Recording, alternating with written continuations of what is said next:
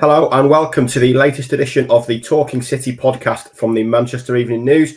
I'm Tyrone Marshall, hosting today, joined by Joe Bray at the start of an international break when there's often not a lot to talk about, but there will be plenty to discuss today. First of all, Joe, how are you doing?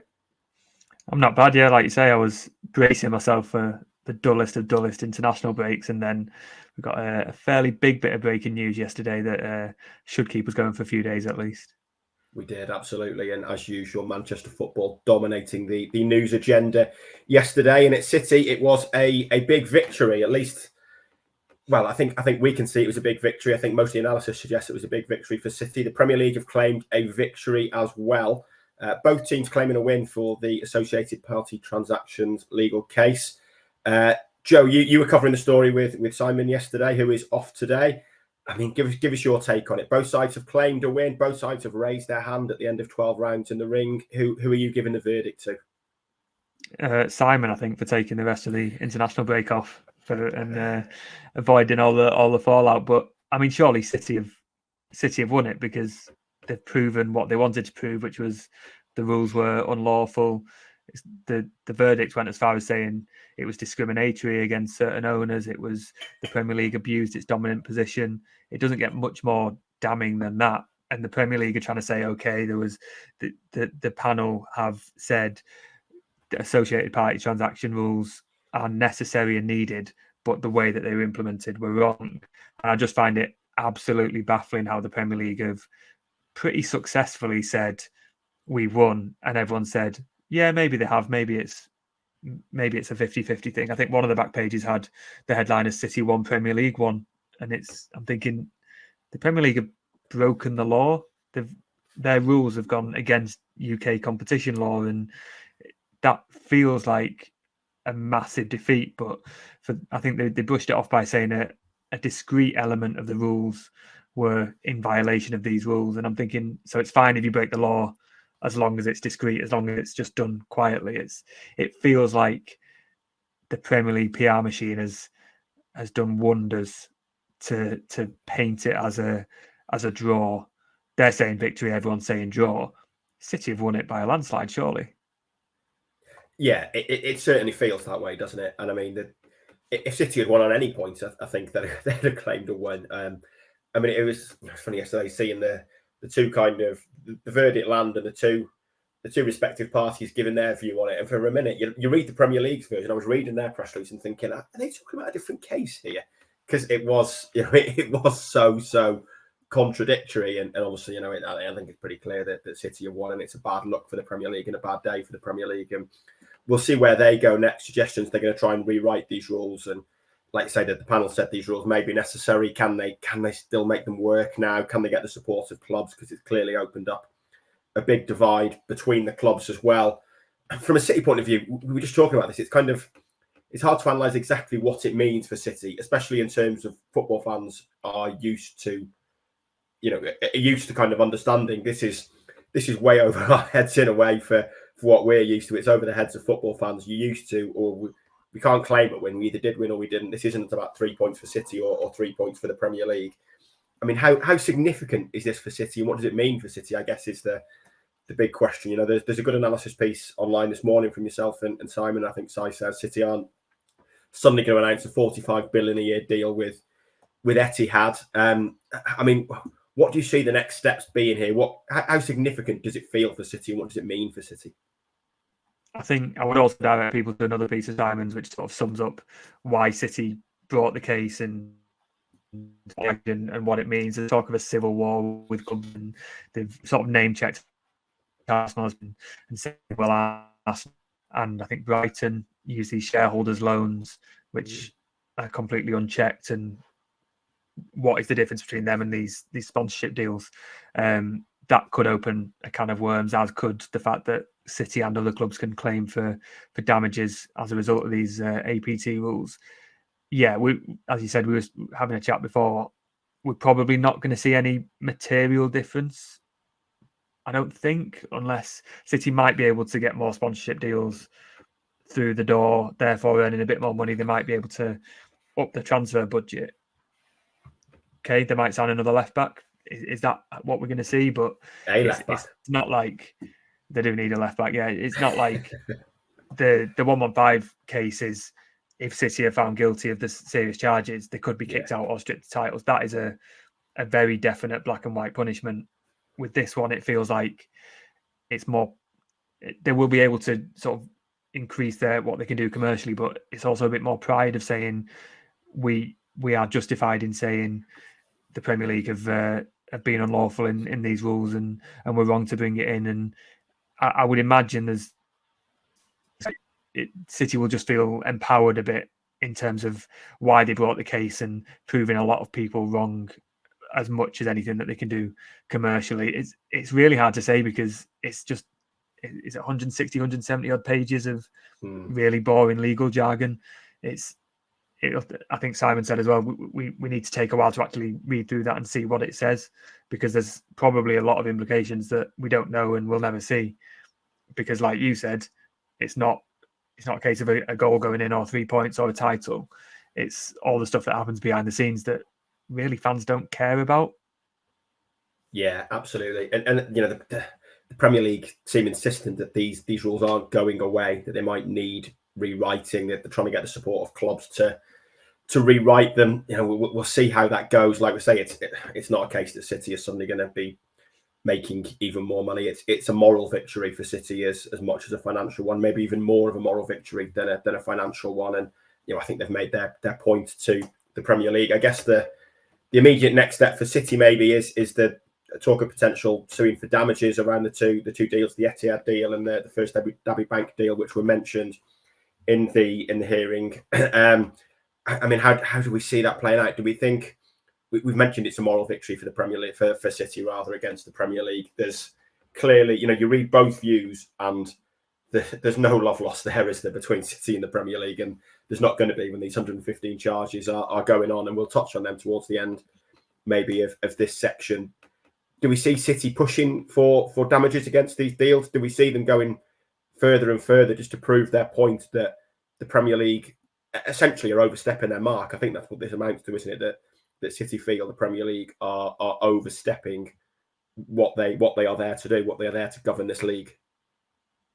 I mean, surely you don't go to all the trouble to prove your point and then say, actually, it doesn't matter about the money. We've proven our point, but keep your money. It doesn't matter. They brought that case because they feel they've missed out on a massive sort of commercial opportunity. So yeah, surely they will. I'm not basing that on any knowledge, but just logically, surely they will. They will look to get those damages as and when they can. I wonder if it'd be exactly the same amount as any fines they get for the 115 case, and they can just cancel it out for from the Premier League. But it's very messy and murky. But I think City will be far happier this week than the Premier League will, and they will be able to go ahead and arrange more deals that they want to and have felt that they've been able to over the last few years, but being blocked from doing so, and that is what they're trying to say. And yeah, that their whole point all along was that the Premier League have been wrong in introducing those rules. It was only City and Newcastle who spoke up in favour of City's case. All the other clubs were trying to block it and offering submissions in support of the Premier League's case. You can see why City and Newcastle are aligned in that, because they have similar ownership structures and will do their sponsorships in a similar way. It feels like there's going to be a lot of divisions behind the scenes and fallouts, but again, not a lot we'll see on the surface. The mention of Arsenal, the mention of, I think it was Arsenal, Liverpool, United were sort of three of the main clubs who supported the Premier League's case. You can see why they would want to keep City from earning as little from sponsorships as possible. But City have always felt that it's us against them. I think Guardiola said the other week it is us against the rest of the Premier League, and Pep's never forgotten was it 8 clubs who wrote to CAS in support of UEFA. He has named them more than once, and I'm sure when we get to speak to him again, he will have a word or two for the 8 or 9 clubs who helped the Premier League case this time. But it's one of them. I think it is a massive victory for City. At the same time, I'm not surprised how it's already seems to be dying down a little bit because there's no punishment, there's no headline. What happens next? Like the 115 case will have. It's just the rules that were introduced 2 years ago are now not there anymore. Yeah, absolutely. And it feels that there's clearly, we've mentioned that civil war already. There's clearly a big divide in the Premier League, between clubs now and the type of rules clubs want to see, the ownership structures of clubs. I think, you go back even maybe 10 years and you find, that tyranny of the majority got mentioned again. I think that's one that the Premier League did win, that having a majority of 14 clubs was fair, but you used to see that block of like the big four or the big six voting together, which you just don't really see anymore. And that civil war is probably going to continue. One of the interesting things you mentioned before is the shareholder loans, which I think 4 clubs, like say Arsenal, probably the biggest club that have these shareholder loans from owners essentially loaning clubs money at very favourable interest rates, which has proven to be unlawful. And I don't think it's going to be any effect on the existing loans, but it could certainly change in the future with loans that are given. It could become an issue around PSR for those clubs if the way the Premier League considers those loans changes.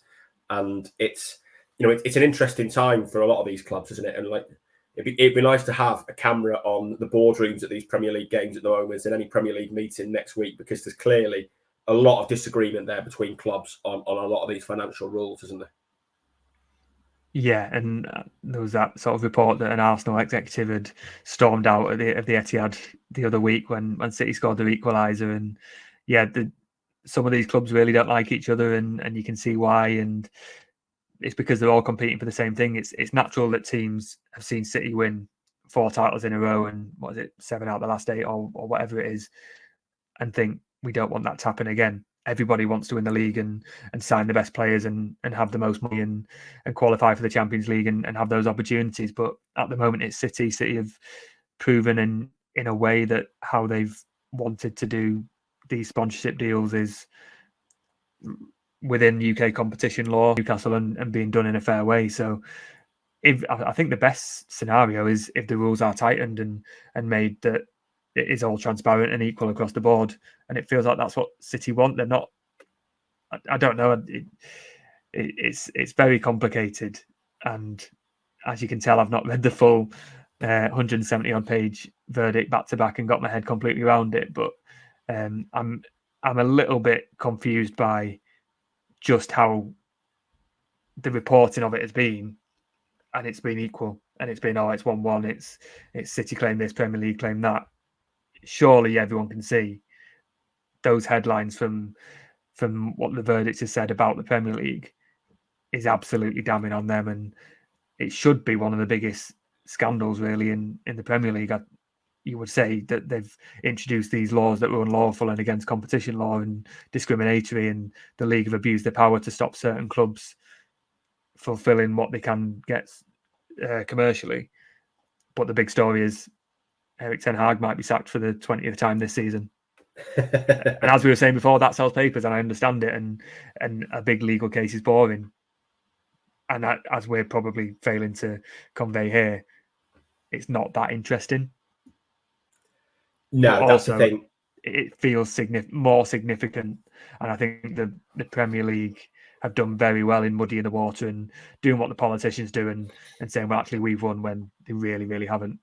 Yeah, that's the thing. It's very difficult to put it in terms that kind of, like we say, supporters understand. City fans generally know what it means. They know their club have won, but I guess for a national newspaper to make it clear in what it means and what it means for the future. And like we say, a manager being sacked, we know what that means. This, we don't really know what comes next now. Beyond, it's not a good look for the Premier League. And as we've touched on before, this case was always separate to those 115 charges. That hearing's continuing, shouldn't have any impact beyond maybe a little bit of frostiness between the two sets of legal teams, and I'm sure that isn't going to change anytime soon. But that's all on the first part of the Talking City podcast. I think we've covered the APT ruling and given our view on it there. We'll move on to safer ground after the break and discuss the football.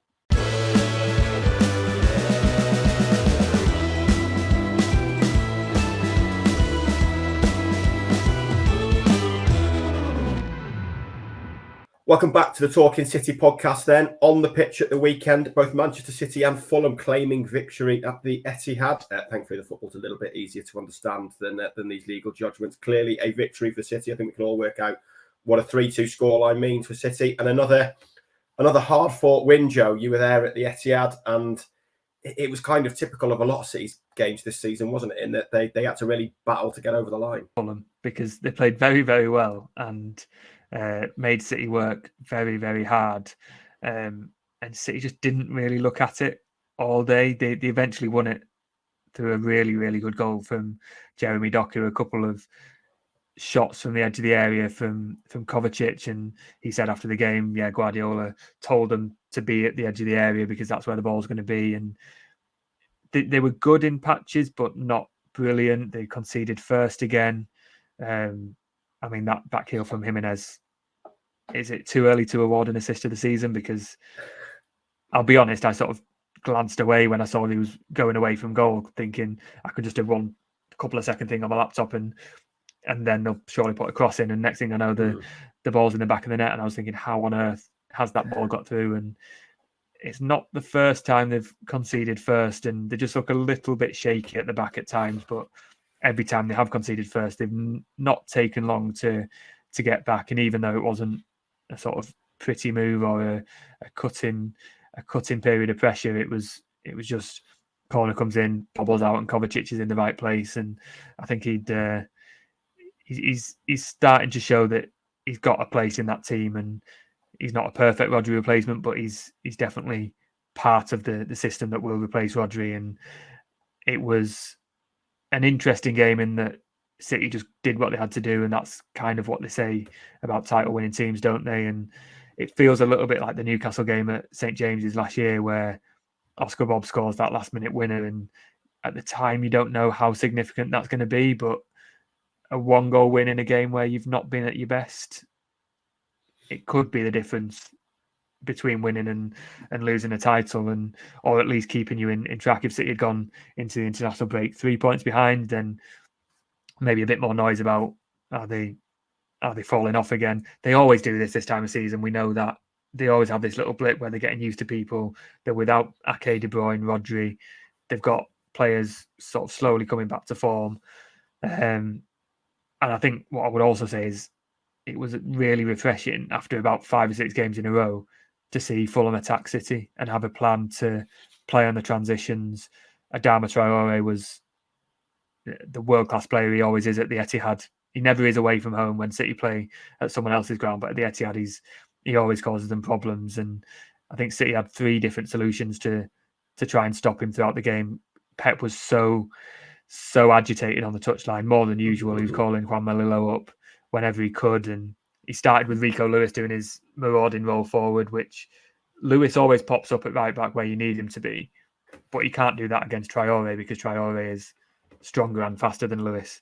So he gets away and has one shot against Ederson, and then later in the second half, Walker comes on to sort of offer that second fullback 3 at the right side of the 3 at the back, which in theory allows Lewis to go forward.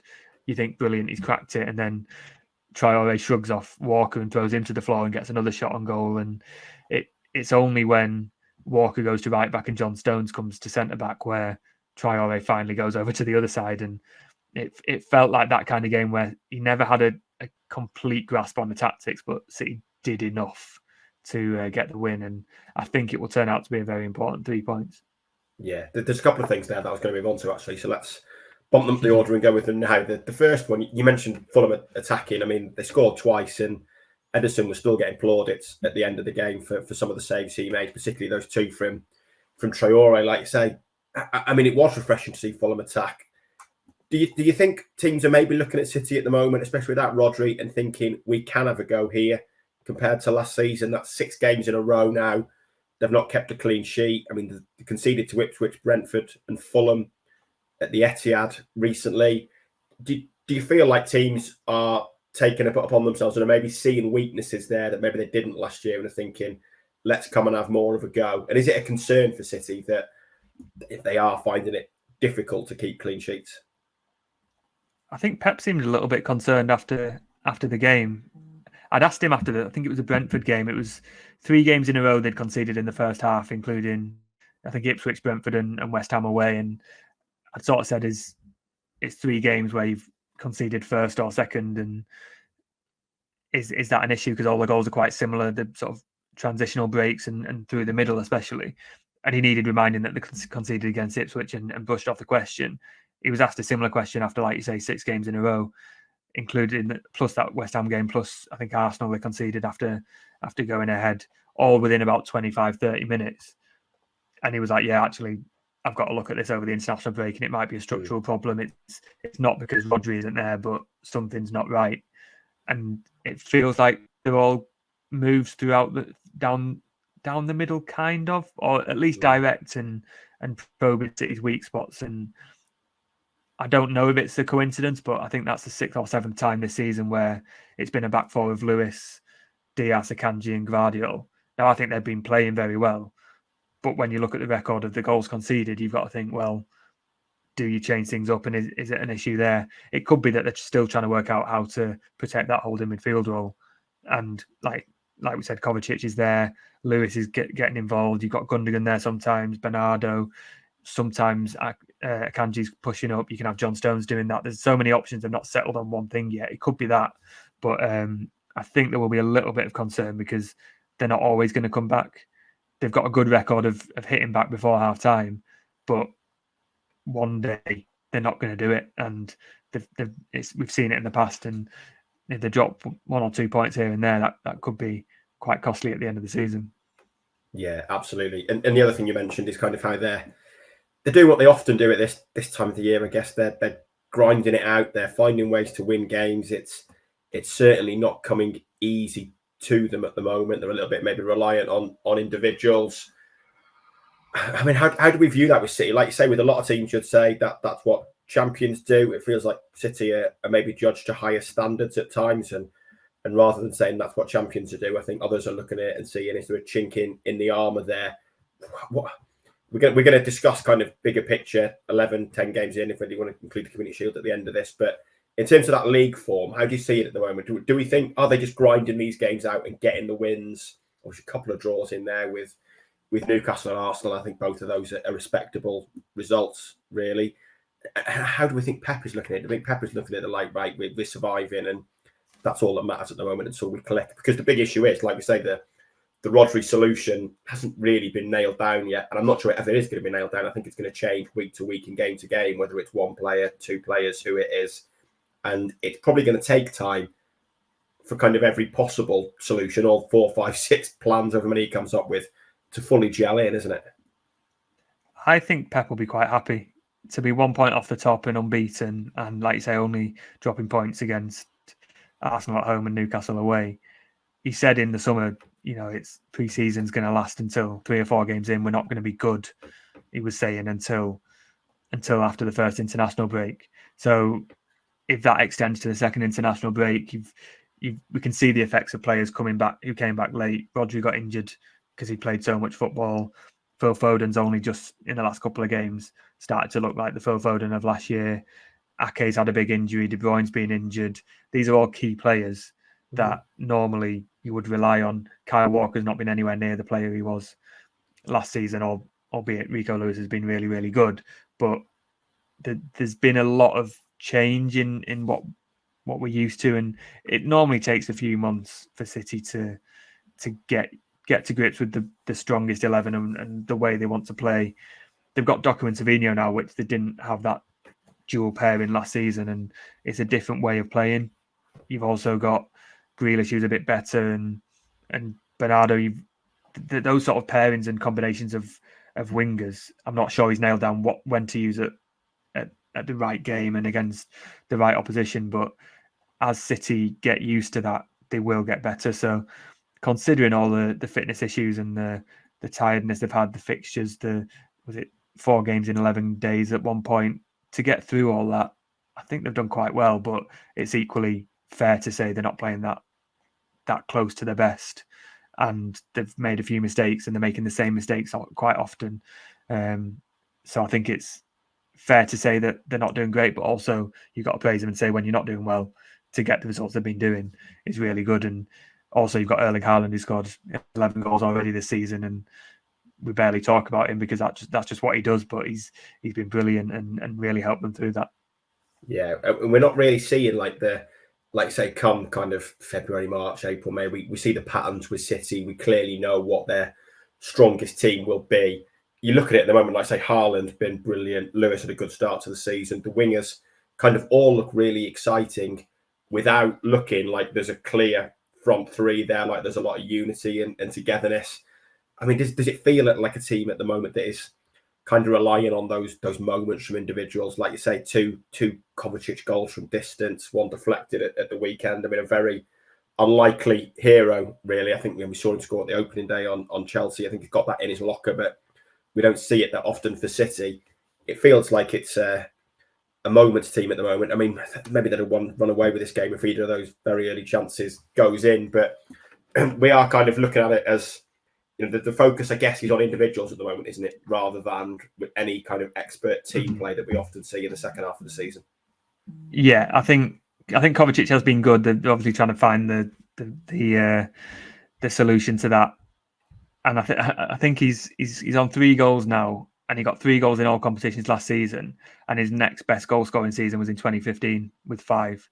So for all the talk of him being a Rodri replacement, he's actually chipping in with some good goals and some important goals, and he's got that in his locker when he's in that position. And if he can work well with Gundogan or Bernardo or whoever's the other number 8 and just drop back when needed, when Kovacic goes forward, then that's a solution. I suppose Rodri was doing that as well.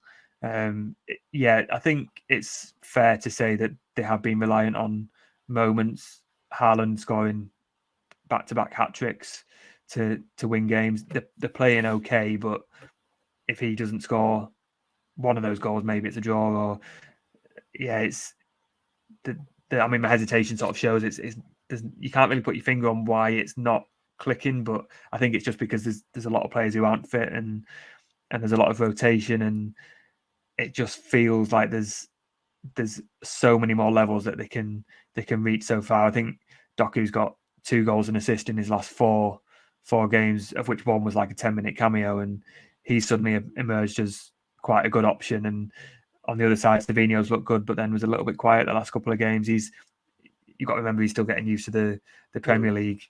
Foden's taken a while. Gundogan apparently put in his worst performance in 9 years against Newcastle, when I didn't notice him being either particularly good or bad, but clearly he did something to upset Pep Guardiola. Guardiola wasn't happy with Foden against Fulham for something that he's not told us about, maybe mentality or just what he was asked to do. And I think there was, I'm trying to remember, somebody scored, I think it was Núñez against Watford, and Pep reacted like he'd done the wrong thing because he took the shot and found the bottom corner. But I think Pep wanted him to find the winger and keep the move going. And it's one of them, if the shot doesn't go in, then Pep's annoyed, and you can see him on the touchline. He's still a bit agitated, but it all comes back to the same thing. If you're not playing well and winning games, then you can have an international break to just assess your options and go again. The run of fixtures coming up is quite favourable, especially in the Premier League.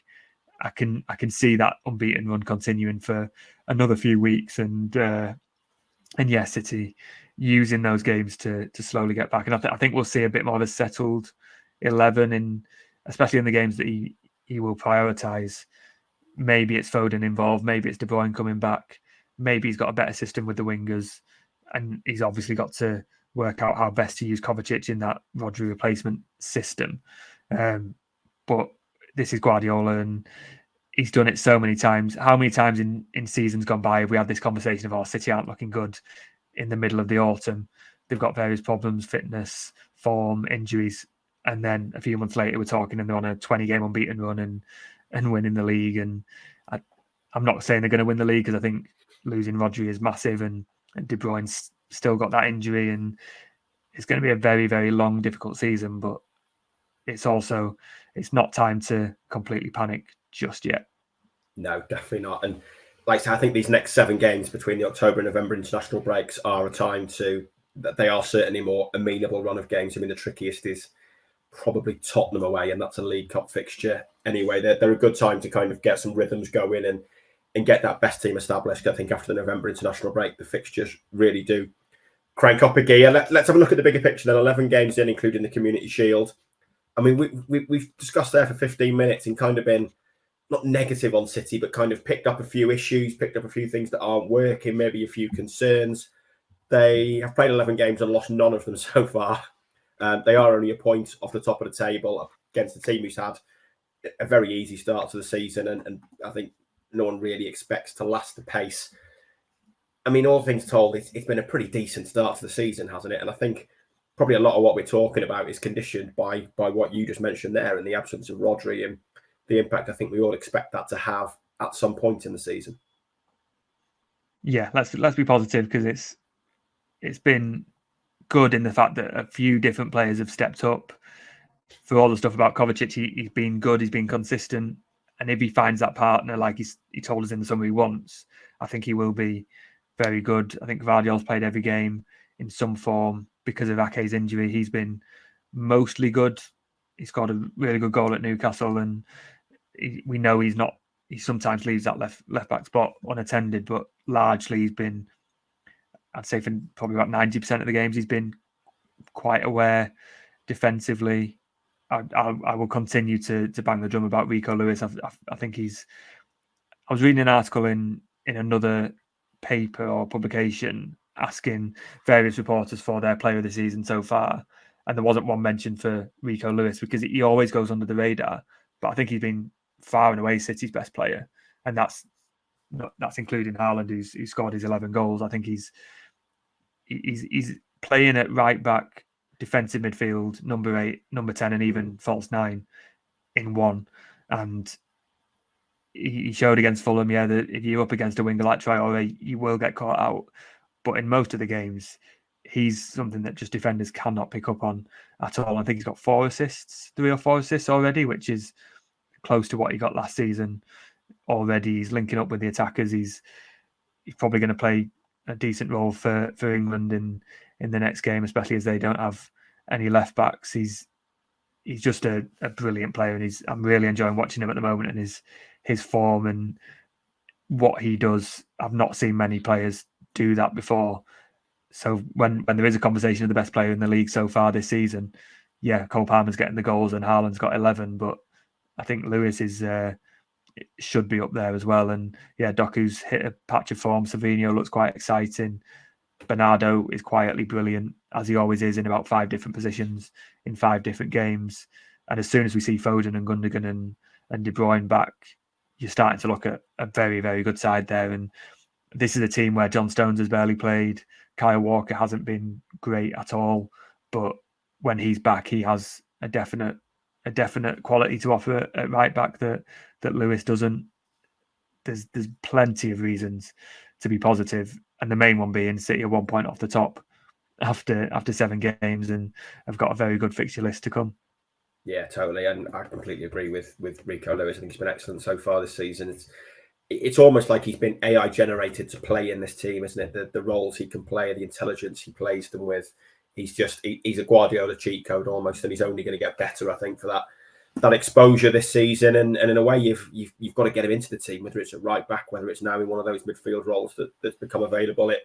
It does feel like he's a better team with City in it, which is an incredible thing to say, really. But I think that's kind of the situation that we're at. In terms of it's funny just on Lewis. It's funny that he had that chance in midfield against Newcastle and it didn't quite work, and City weren't quite on it at the best, and he's not been given that chance. But for Guardiola to put Lewis against Traore on Saturday shows how far ahead of Walker he is, because Walker is surely the perfect player you want against Adama Traore, forgetting the fact that he fell over the first time he came up against him when he came on. But if you've got Lewis and Walker as your right back options against a winger like that, it's a no-brainer to play Kyle Walker. But Lewis was in because of what he offers further forward, and Pep took that risk and trusted the system that's got City that as far as they have this season. And I wrote a piece the other day of like, you think of the players who are like the perfect Pep player, and I did not want to compare him to Messi at all, but Messi is the perfect attacker. You've got like Lam, who's the utility man, and Iniesta and Busquets and all these players, and De Bruyne's brilliant and David Silva's brilliant. But as someone who can do pretty much everything, Lewis seems like he's got all those little bits that if he continues the way he's going to continue, he is a sort of, like you say, the perfect Pep player, because he plays everywhere. He doesn't have a position. He plays multiple positions at once. And even every time you think he's going to lose the ball, he somehow sort of spins away and keeps it. And he's not been perfect. He wasn't great against Newcastle, against Fulham, but he's had a very, very good season. And I'm looking forward to seeing how it goes. And it's just telling how often he's staying in that starting lineup when you got Walker there, because Walker's got all the experience, 400 Premier League games, but you've got a 19-year-old who's sort of your Swiss Army knife who can do everything. Yeah, totally. I'm with you. I was amazed he started, to be honest, and started at right back at the weekend against Adama Traore, given the difference in pace and power. But it does show how much Pep trusts him. That's the players who've impressed then. Is there anyone you're looking at who you think can step up, needs to step up? Anyone who can kind of take their game to another level that could really make the difference heading into maybe not this international break, but those key fixtures late November, early December, when things get really tough? Is there anyone that off the top of your head you think they've got more to give, they can make a difference in those games if they find their best form? I think Walker, spoken about him a little bit. He's the captain. He's got the experience. Came in against Arsenal, didn't really impress at all. Looked a bit just erratic and not what you want. He's not taking his chance when he got it, really.